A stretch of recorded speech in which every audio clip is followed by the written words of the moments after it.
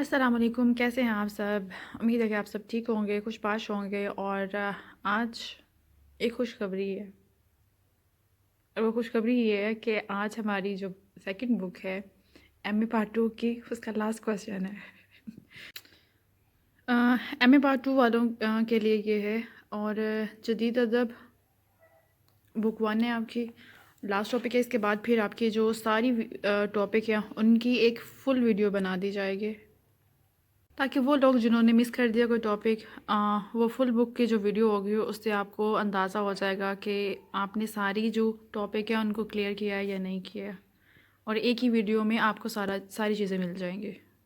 Topic ہے آپ کا قرۃ العین حیدر، آخری شب کے ہمسفر، اور اس میں جو ٹاپک ایڈ کرنے ہیں وہ آپ کے 6 ٹاپک ہیں۔ آئیے ان کو دیکھتے ہیں۔ حالات زندگی، پلاٹ، کردار نگاری، اور کردار نگاری میں آپ نے 5 کردار جو ہیں ان کو آپ نے ان کے بارے میں لکھنا ہے، اور ان میں ہے دیپالی سرکار، ریحان الدین، جہاں آرا، یاسمین، عمر آئے۔ دین نمبر 4 پہ آ جاتا ہے منظر نگاری، اسلوب بیان، مکالمہ نگاری۔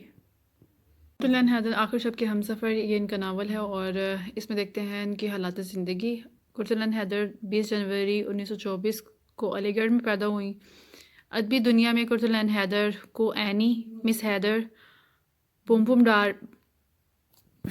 پوم ڈارلنگ، قرۃ کے نام سے ہی پکارا جاتا رہا ہے۔ سید سجاد حیدر یلدرم، جو کہ اردو کے افسانہ نگار ہیں، قرۃ العین حیدر کے والد تھے۔ قرۃ العین حیدر والدہ کا نام نظر زہرا بیگم تھا، جو معروف مضمون نگار، ایڈیٹر اور ناول نگار تھیں۔ قرۃ العین حیدر 7 بہن بھائی تھے۔ 4 بہن بھائی بچپن میں ہی اللہ کو پیارے ہو گئے، اور دہرادوان سے انہوں نے ابتدائی تعلیم حاصل کی۔ میٹرک لکھنؤ اور B A Isabella Thoburn college Lucknow سے حاصل کیا۔ ایم اے انگریزی لکھنؤ یونیورسٹی سے کیا۔ آپ نے بہت سے ناول اور افسانے لکھے اور ایوارڈ حاصل کیے۔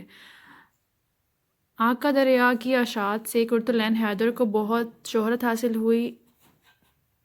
زیر نظر آخری شب کے ہمسفر کی اشاعت سے قبل قرۃ العین حیدر اردو ادب کو میرے بھی صنم خانے، آگ کا دریا جیسے ناول دے چکی تھی۔ قرۃ العین حیدر برصغیر پاک و ہند کی تہذیبوں، معاشروں اور طبقات کا بے حد شعور رکھتی تھی۔ انگریزی ادب سے بھی انہیں خاصا لگاؤ تھا، اس لیے ناول نگاری کی مختلف تکنیکوں سے بھی واقف تھیں۔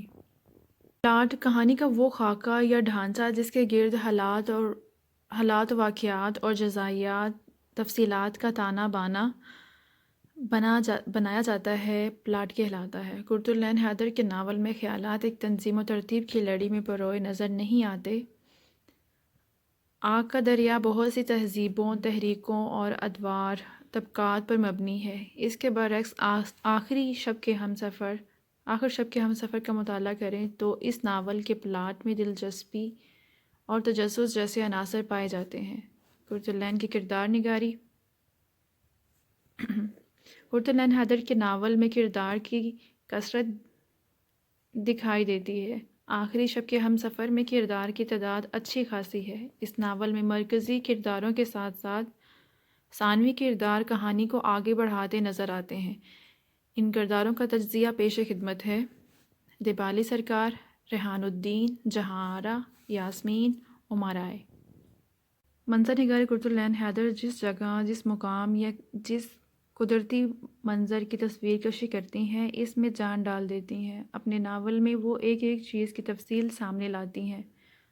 بقول ڈاکٹر اختر پرویز، آخر شب کے ہمسفر فنی لحاظ سے ایک مضبوط ناول ہے۔ اس ناول میں ان کی قوت بیان نے بھی جادو جگایا ہے۔ اس ناول میں انسان کے اندر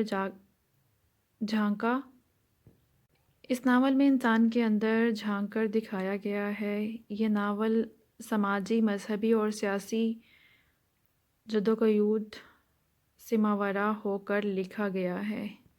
یہ قرۃ العین حیدر کا بڑا اور بہترین ناول ہے۔ اسلوب بیان۔ قرۃ العین حیدر کے اسلوب بیان میں ان کی نثر ہمیشہ سہل، عام فہم، سلیس اور سادہ ہوتی ہے، اور خصوصاً ان کے چھوٹے چھوٹے جملے بڑے رواں دواں فکرے اور آسان الفاظ پر مبنی ہوتے ہیں جو جذبات احساسات میں ڈوبے ہوئے ہوتے ہیں۔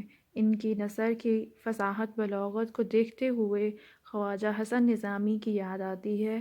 غرض ان کی عبارت آرائی میں زبردست اضافہ خیزی پائی جاتی ہے، لیکن کہیں کہیں ان کے نثر میں بلاغت بھی سادگی، مختصر جملوں کی بجائے پیچیدہ اور طویل بیانات میں نمایاں ہوتی نظر آتی ہے۔ قرۃ العین کی نثر میں اشعار میں بکثرت تعداد میں پائے جاتے ہیں۔ قرۃ العین حیدر موقع محل کی مناسبت سے زبان استعمال کرتی ہیں۔ بقول پروفیسر حیدر اختر، خیال ہے کہ اردو فکشن میں اتنی جاندار اور معنی خیز نثر شاید ہی کسی اور نے لکھی ہو۔ مکالمہ نگاری ڈاکٹر اختر پرویز ناول کے اہم عنصر مکالمہ نگاری پر روشنی ڈالتے ہوئے ان کے خیالات کا اظہار کرتے ہیں۔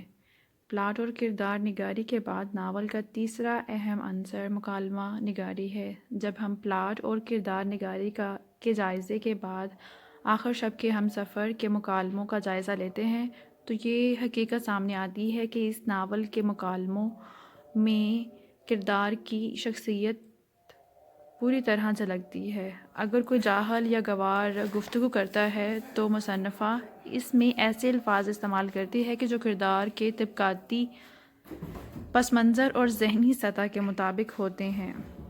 ان مکالموں میں لہجے میں تصابی اور دیہاتی ہوتا ہے۔ جب بلند ذہنی سطح کے کردار کسی مسئلے یا معاملے پر گفتگو کرتے ہیں تو ان مکالموں میں فکر کی گہرائی نظر آتی ہے۔ ان مکالموں میں الفاظ محض اظہار کا وسیلہ نہیں رہتے بلکہ اپنے ماحول اور کلچر کی نمائندگی بھی کرتے ہیں۔ Thank you for watching. اللہ حافظ۔